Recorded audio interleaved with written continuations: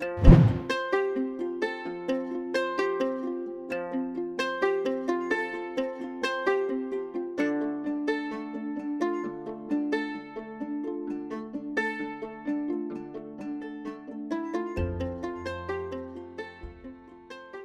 right, well, everybody, thanks for tuning in. This will be a first for me, in-person interview with Jon Bey, CEO of STND Uranium. We're here in beautiful Prince Albert. As you can see, it's a very lovely sunny day. We have the Northern Saskatchewan River on our side here, but it is absolutely frigid.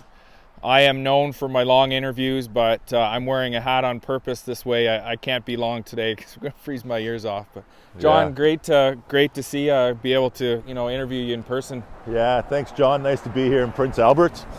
Gorgeous day, sunny blue sky, but it's freaking cold. Yeah. I think it's about minus 30 right now. So for everyone that's taking the time to watch us, thanks for taking the time and getting to know STND Uranium and follow the money. So let's fire away. Yeah. So Jon, why don't you start out with why are you even meeting me in Prince Albert today? Where are you on your way to? Oh, perfect. So today I'm driving up to our drill program at our Davidson River project, which is the southwest corner of the Athabasca Basin of Saskatchewan. So this morning I left Saskatoon, stopped in Prince Albert, and we're going to drive up to a place called Buffalo Narrows, stop there tonight, and then finish off our drive to our project site, the Big Bear Camp and Davidson River project. Now, for those people that don't know STND Uranium, we are a Canadian junior uranium exploration company focused in the Athabasca Basin. We have 3 projects. Right now, we're drilling our Davidson River, which is our flagship, and we're going to be talking a bit about that today. Yeah. So how are you excited? This will be your second kick at the cat here. You did the drill program in the summer. You hit some good rocks. You know that you're in the right general area. Now it's like try and advance it. Are you excited about phase 2? Oh. Excited is an understatement. When I talk to my geos, they are like kids on Christmas morning when we get those drills going again. So we learned a lot from the phase 1 drill program. We've got a better idea of what we're going after now and the regions we're going. We're going to start off with our Warrior trend. Then we're going to go northeast when the weather warms up a little bit and get to our Saint trend. And then we're going to go to our Bronco trend this summer when we can get there by helicopter. So right now, we actually built a road from the camp right to our project site. So now we can drive and get the drills there, and we can access 2 of our trends from there. Okay. And Jon, so for everyone that's watching today, the weather is about minus 30, probably about minus 40 with the wind chill. This is actually an improvement. It was about minus 53 a few days ago. I'm sure it's the same for the guys up north. I've seen pictures of the guys. They look like snow dwarves. They got the snow all over their beards. So is this cold causing any complications or issues with the drilling? Yeah, for sure. So it's always challenging working in winter. Minus 30, it seems cold to us, but it gets colder. So like you said, minus 50 when we started last week. We had some issues. It shuts down our generators. We go without power. The diesel gels up. Some of the water lines freeze up. So everything is really hard to operate at minus 50. So my hats go off to those guys that are up there working. Absolutely. I mean, our drillers work 24 hours a day in the night time, in the daytime, and it is cold. So those guys are working really hard for our shareholders and for the future of nuclear energy. Yeah. So. I mean, we are out in the cold right now. I have a nice hot cup of coffee from Dr. Javis. I'll give a shout out to Dr. Javis in Prince Albert. But, the guys up north, it's a lot colder. They're doing it 24/7. And, if you're a shareholder, they're doing that for you. So kudos to Sean and the team up north. How's the morale, Jon? Have you talked to Sean at all? How are the guys feeling so far? Yeah, I talk to him every day, all day long, texting him and messaging him and getting pictures back and getting daily reports. Guys are good. I mean, the guys are really excited to be up there, and our camp's all set up and it's warm in camp. And they're getting out to the site. They're setting the drill collars. The drillers are set up and running now. So they're just continually doing that. And guys, morale's good. I mean, once everything's operational and it's warming up a little bit, I think we'll be in a really good spot as we move forward for the next several weeks here. Okay. And Jon, I mean, you're going up. You don't have to, but you are choosing to go up to site. Do you think it's important as the leader of the company, as the CEO, to be present at site with the guys, to keep an eye on things, to help improve morale and just keep an eye on the big picture? Yeah, it's a good point. First of all, I love being there. I'm really excited myself to get up there. I love seeing the core come out of the driller shack and come back to the core shack and analyze it with the guys. Yeah. I love seeing my team in action. I've got full confidence that I don't need to be there. They know exactly what they're doing. Yeah. They're the geos, so I just love being there, giving them support, talking to them, getting the report firsthand and seeing it happen, and just seeing everyone working hard and being able to, shake their hand and give them a pat in the back and say thanks so much for what you guys are doing. And it's not just my geos, but it's also aggressive drilling, and it's the camp, the crew from our First Nations partners who work Big Bear Camp, and then the guys from Daru's Geologic who work with us and partner on this. So you brought up a good point, John, and I wanted to ask, I believe at the end of January, towards late January, you were having some meetings with some of the local community members and stuff. How important is it to develop those relationships, and what kind of priority is it for Standard Uranium to have those good relationships with the local native communities and other partners? Yeah, it's monumental. I mean, we believe if we're going to have success in this region, we have to work with our partners, our Clearwater River Dene First Nations, and led by Chief Teddy Clark. And we've started talking to them when we started this company, and that was back in 2017. We've been meeting with them all along, continuing to give them our plans and hire as many of their people and work with them to have success. If we're going to have success, they're going to have success, and we're not going to have it without them. So we've got a fantastic relationship, and I'm looking forward to seeing Chief Clark in a couple of days when I get up there. There you go. So you'll both be dressed warm. Yeah, definitely. So John, I wanted to talk about a lot of people. I think when they turn their power switch on in the morning when they get up, they kind of take for granted where that comes from. And I wanted to bring up the point that, we're sitting outside, we're freezing our butts off here. The guys up north are freezing their butts off. Is there a sense of pride that yourself and the team take in, you were out there exploring for more uranium? That uranium, if you make a discovery, will eventually, say 15, 20 years from now, be powering people's homes, people's electric cars when they charge them. That uranium is going to be powering all that low carbon energy. Is there a sense of pride that comes with being involved with this? Yeah, definitely. I mean, we started this company with that same thought. I mean, we want to see, Canada and the world become a source of clean energy, and our slogan is we find the fuel to power a clean energy future. There's no point in having a whole bunch of electric cars if they're running on coal or fossil fuels. So the idea is, and Saskatchewan government is doing a great job of getting behind small modular reactors and getting the really good support for uranium mining.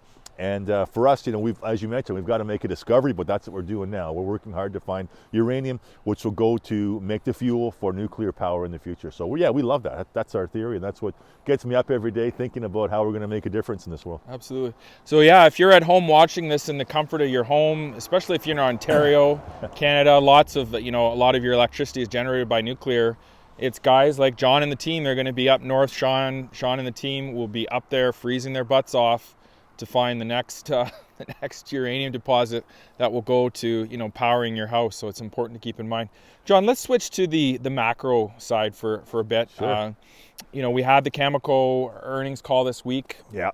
Probably the most bullish I've heard in a long time. Mm-hmm. You could sense the excitement, a little bit of giddiness in the team. Definitely. How are you feeling about the macro picture right now for uranium? Yeah, same as Tim Gitzel and the guys at Cameco. We're really excited about where things are going. I mean, the next few years, the next 10, 20 years are going to be huge for nuclear energy and clean energy. So it's fantastic. I mean, the supply and demand imbalance is just getting stretched further and further every day. We're still seeing spot price today at $29, and it just doesn't make any sense. So we know that's going to move quick, and when it does, all the people in the uranium space and nuclear energy space are really going to benefit from that, and it's going to allow us to continue to explore and find more uranium, Okay. So John, I have a question for you. So let's rewind a little bit to the early 2000s, 2003, 2004. Uranium went from, I think, $14 a pound to 10 times. It grew to about $140 a pound. Yep. Uranium companies went 10 times, 100 times, even 1,000 times their valuation. So compared to then, we have a better supply-demand scenario. Increasing demand from China, India. The demand scenario is rosier for uranium. The supply situation is worse. Yep. We've got continued under contracting for years. We've got this new ESG phenomenon that was not around in the 2000s. A huge push on ESG. That's why the Teslas of the world have these insane valuations as people pour their money into electric vehicles and stuff. And we also have you know, the whole WallStreetBets, the whole retail side of things. Yes. I believe I saw some stats the other day that, you know, 1 in 5 Americans is like trading the market right now, and that's up substantially. So my question to you is, has there ever been in recent history a better time to be invested in uranium or be a uranium explorer or in the uranium business? I think you set it up perfectly. You mentioned all the points that I probably would have hit on. Yeah, it's remarkable when you think of it. The opportunity right now to get invested in uranium is it's fantastic. So I think people who are actually doing their research and digging into all the points you mentioned, following some of the key players like the Mike Alkins from Station Coves or the L2 Capital from Marcelo Lopez and Guy Keller from Tribeca. These guys have been in this space for many years talking about uranium, and now the retail audience is starting to catch up, and we're just at the first inning of this too. It's just getting started. So when I start to see, you know, a lot of equity in some of these companies already doubling or tripling or in the last few months, it's remarkable, and spot price hasn't moved yet. Yeah. So it's fantastic. So the uranium market, the uranium equities are sort of sort of foreshadowing a bigger move in the spot price.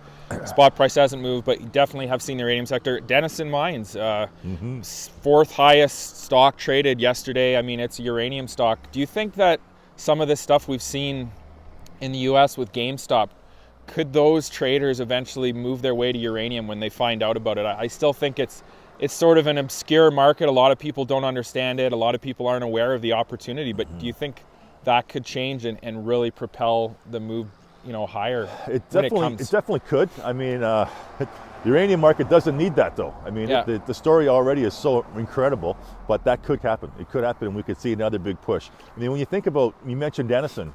Yesterday they announced a financing at 90 cents, I think, and their share price went up to $1.27, and it's already up another 20 or 30% today, and that's remarkable. Usually a company announces a financing and their share price drops, so there's some, it's pretty spectacular in the uranium space right now. John, when it comes to if, you know, for the investors that might not know a lot about uranium, say they're newer to the space, they haven't heard about Standard. So when the prices move, I think it's going to, you know, the rising tide lifts all boats. So all uranium is going to do well. But what specifically, if you could give like 3 or 4 key things about why should people consider Standard Uranium as part of their uranium exposure in their portfolio? Sure. So that's true. Like when the uranium markets really take off, I think all companies are going to get a nice lift from that. But you really want to think about, as an investor, sort of looking at how you handle your portfolio. You might have some producers, guys who are actually getting uranium and actually putting it in production, companies like Cameco and Kazatomprom. Then you look at the developers, the companies who've got deposits and they're moving towards building mines, guys like, you know, the NexGens of the world.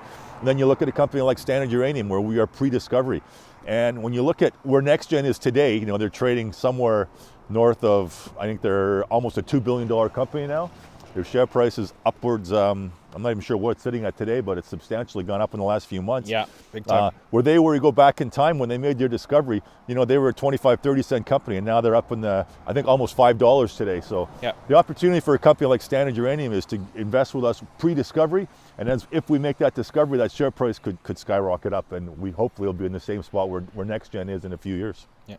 So John, maybe one last question, because my ears are about to fall off here, but you know, you've been a buyer in the market since October steadily. I think you've grabbed about 250,000 shares, maybe a little bit more, open market. I know Garrett Ainsworth, one of your other directors, you know, did very well for shareholders at NexGen. He's been a buyer. Blair Jordan's been a buyer. Yeah. Why are you a buyer now? Why Standard Uranium? You know, let's put it this way. Your price, I guess the Standard Uranium price has lagged a little bit of other players. So do you think that provides an opportunity for people here to grab a stock that hasn't quite moved yet, like some of the other ones? It's a good point. I have been buying a lot. You know, when we were drilling last summer, our share price went up to about 35 cents. From that point to where we are now, you know, there hasn't been a lot of news because we've sort of been between drill programs. So our share price has come down to a low of 12 cents. And to me, I see that as a huge opportunity. So I've been buying for this last several months all the way up. As we get into the drill program now, all our directors, officers, we're all halted. We can't be buying, so we're in a blackout period. Okay. And the opportunity is, you know, I was selling off all my shares and all my peers. I'm looking at where they're going now, and I'm thinking, wow, I know it's going to be great, because once we make a discovery, our share price is going to do very, very, very well for our shareholders. Okay. Yeah. Well, John, in conclusion, I want to just bring it to the attention. If you're not following the guys at Standard Uranium on Twitter, on Facebook, they're probably one of the most, avant-garde in terms of providing content to their shareholders. Stian, who's filming with us today, he's going to be up north, freezing his butt off to get some more film. So I think it's great. If you want to learn more about the whole uranium exploration process, make sure you follow them. So John, tell everybody where they can learn more if they want to. Yeah, first of all, thank you very much for the interview today, John, and take a look at our newly developed website, standarduranium.ca.